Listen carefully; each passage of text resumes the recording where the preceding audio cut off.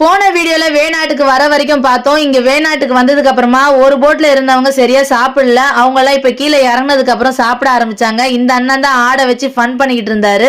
அதான் சொல்லிக்கிட்டு இருந்தேன், அண்ணா உங்களை வீடியோ எடுத்திருக்கேன், நான் போட போறேன் அப்படின்னு சொல்லிட்டு, ஏமா இதெல்லாம் பண்ற அப்படின்னு சொல்லிட்டு கிண்டல் பண்ணிக்கிட்டு இருந்தாரு.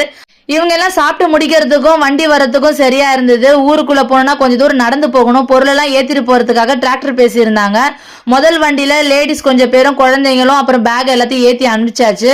பாத்திரத்தெல்லாம் ஏத்திட்டு போறதுக்காக இன்னொரு டிராக்டர் வர சொல்லியிருந்தோம். இந்த தலப்பாக கட்டியிருக்காரு பாத்தீங்களா, இவர் தான் இன்னைக்கு நைட்டும் நாளைக்கு காலையிலயும் சமைக்க போறாங்க.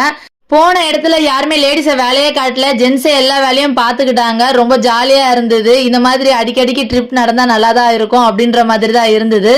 எங்க வீட்டுக்காரர்கிட்ட ஏன்பா இங்க வந்தும் மீன் தான் சமைக்கணுமா அப்படின்னு கேட்டா, அடிப்போடி இதை விட ஃப்ரெஷ்ஷாவும் சூப்பரான பொருள் வேற எங்கடி கிடைக்கும்னு சொல்லிட்டு நேத்து பிடிச்ச மீனை 2 எடுத்து ஐஸ் போட்டு வச்சுட்டாங்க.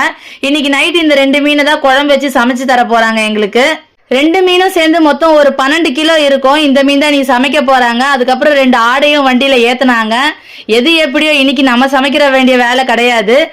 இந்த ஆடு எல்லாரையுமே முட்டிக்கிட்டு இருந்தது. அதனால எங்க வீட்டுக்காரர் இதை புடிச்சுக்கிட்டே வந்துகிட்டு இருந்தாரு, யாரையும் முட்டக்கூடாதுன்ட்டு.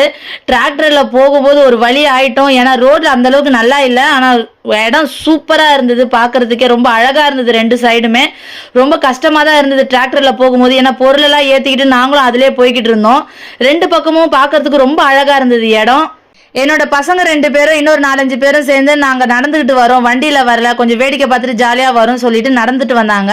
இதுதான் அந்த கோயிலோட என்ட்ரன்ஸ். பாருங்க, இப்படிதான் இருக்கும் கோயில். ரொம்ப சிம்பிளா தான் இருக்கும், ஃபுல்லாவே வெட்ட வெளியா தான் இருக்கும். இப்ப இங்க இருந்து பொருள் எல்லாத்தையும் இறக்கிட்டு இருக்காங்க. இவ்வளவு ஃப்ரீயா இருக்கிற இந்த இடம் அமாவாசை டைம்ல எல்லாம் பாத்தீங்கன்னா சரியான கூட்டமா இருக்கும். நிறைய கார் வந்து நின்றுட்டு இருக்கும். இப்பவே நிறைய பேர் வந்துகிட்டு இருந்தாங்க. அவ்வளவுதான், நைட்டும் மீன் குழம்பு சமைச்சாங்க. சமைச்சு ஜென்ஸ் தான் எங்களுக்கு எல்லாருக்கும் பரிமாறினாங்க. எப்பவுமே நம்ம தான் சமைச்சு அவங்களுக்கு பரிமாறுவோம். ஆனா இந்த வாட்டி அவங்க சான்ஸே இல்லைங்க. யார் யாருக்கு என்னென்ன வேணும்னு கேட்டு ஒவ்வொன்றா பார்த்து பரிமாறினாங்க. உண்மையிலேயே அந்த அனுபவம் ரொம்ப சூப்பரா இருந்தது.